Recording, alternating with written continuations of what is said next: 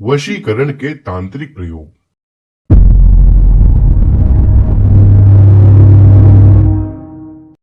तंत्र शास्त्र की गुप्त प्रक्रियाएं जो हठात किसी मनुष्य को अर्ध निद्रित करके वशीभूत कर लेती हैं, बहुत कठिन है।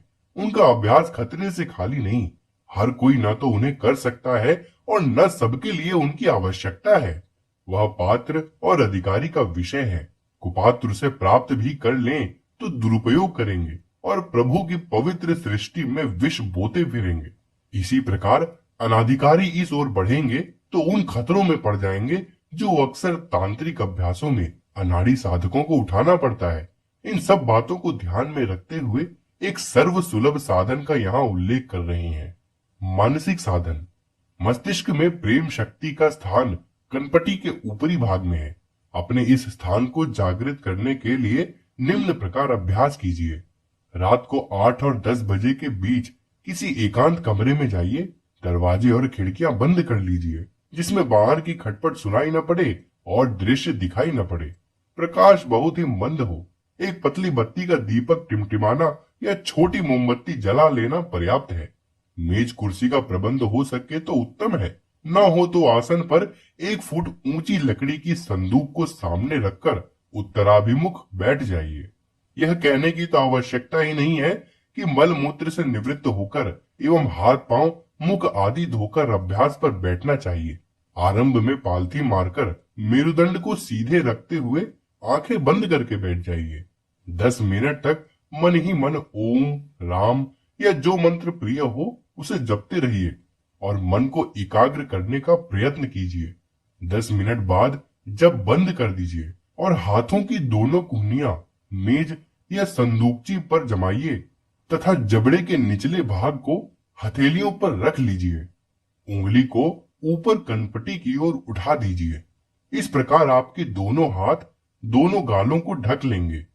हथेलियां जबड़े से सटी हुई होंगी और उंगलियां कनपटी के पास पहुंच जाएंगी।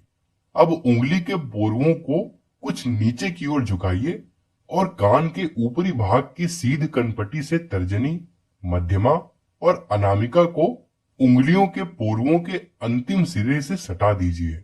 अब उंगली के पोरुओं को कुछ नीचे की ओर झुकाइए और कान के ऊपरी भाग की सीध कनपटी से तर्जनी, मध्यमा और अनामिका को उंगलियों के पोरुओं के अंतिम सिरे से सटा दीजिए। हथेलियों पर सिर का अधिक जोर न देना चाहिए। थोड़ा सा सहारा पर्याप्त है। विज्ञान बताता है कि उंगली के पोरुओं में बहुत अधिक मात्रा में मानवीय विद्युत रहती है। उंगलियों के छोरों का स्पर्श होने पर मस्तिष्क के प्रेम शक्ति संस्थान में उत्तेजना और हलचल पैदा होती है। उपरोक्त प्रकार से बैठकर नेत्र बंद कर लेने चाहिए और मानस जगत में पीले रंग का ध्यान करना चाहिए। निखिल विश्व में सुनहरे पीले रंग का ही प्रकाश भरा हुआ है। यह ध्यान दृढ़ता से करना चाहिए।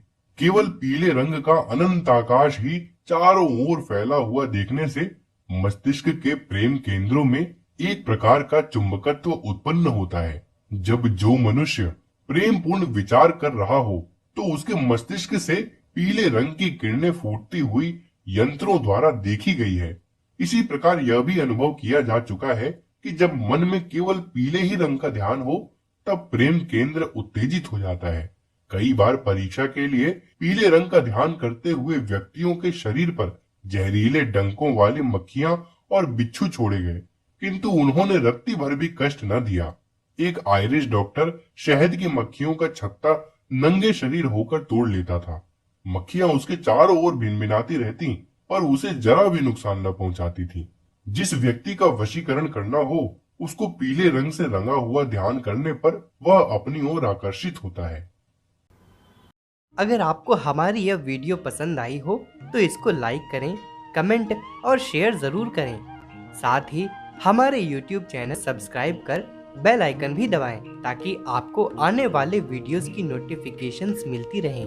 धन्यवाद।